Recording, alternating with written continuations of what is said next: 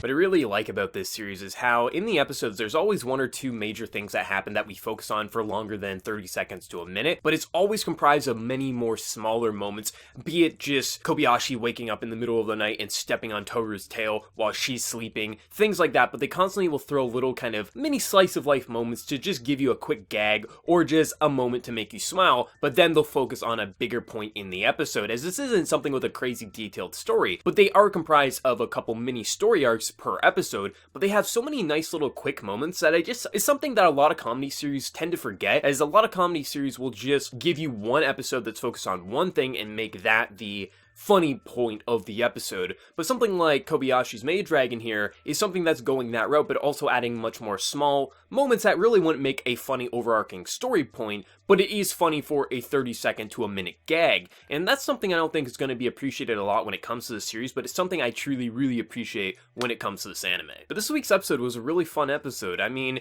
it wasn't anything as good, I would say, as episodes 1 or 2 were, but it's something that I really, really enjoyed. I mean, the core focus of this episode was everyone realizes that this apartment's a little too small for them. They need a 3 or 2 bedroom apartment, so they go apartment shopping. And they find this place that they end up picking because the other 2 dragons are just in love with the roof because they'll have space to pretty much be in their dragon form and not be so cramped, but they'll also have their own room. So they go apartment shopping. I thought it was a nice little cute moment with them and how Kobayashi truly cares for them and wants the best for them. Even though she literally just met them, she obviously has a good heart and she's looking after for them when she doesn't have to. She could keep her apartment and just send them packing, but she does have a good heart in her own way. And of course, Toru's in love with her, and this little kid is just a little kid. She needs somewhere to grow up. So I think at the core, I think the cast dynamic's great, but I really like Kobayashi as a character. She's a really nice person. Sure, she gets a little wild when she's drunk, getting all hot and bothered by these maids and whatnot, but I mean, at the core, she's a really cool person, and I really like her character overall. And honestly, she's just a really solid character to watch in how she interacts with these dragons, as she's so kind of just mellow with a lot of these things, where she realizes things are just so weird and bizarre, but she doesn't let it like get the best of her. Sure, sometimes she's shocked and just is pale in the face of what she's seeing, but at the core, she handles it better than I think most humans ever would.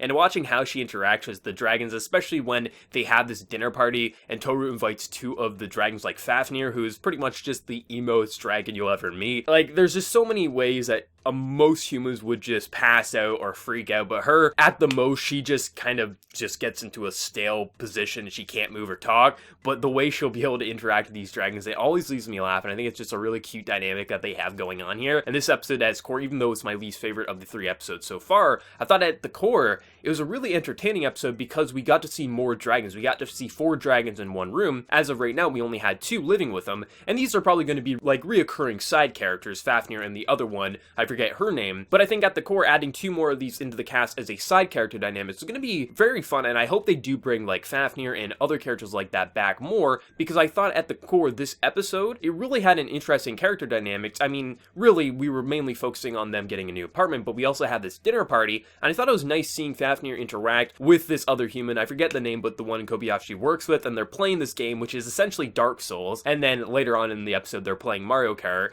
which I thought was a nice little tie-in for people who knew those game series. But I just liked how like Fafnir was playing this game and he's like, yeah, you shouldn't go get that treasure chest, and then he's like, no, I'm a dragon, I'll go get that treasure chest, and then he gets killed by it because it's a fake treasure chest. There's just lots of cute moments throughout this episode, and watching how dragons interact with human activities and human objects in this world, it's just really interesting, and I think having like Fafnir and this other dragon reoccur in the episodes off and on is going to be a really interesting dynamic that'll keep everything refreshing, whilst keeping our main focus on the central 3, which is Toru, Kobayashi, and I forget the kid's name, but her as well. But I think, though, my favorite part of the entire episode was when Kobayashi has a hangover and she's just hearing all this ruckus upstairs, and Toru goes to the individual apartments and she's talking, saying, hey, can you keep this down? And what were you doing? Oh, I was making food.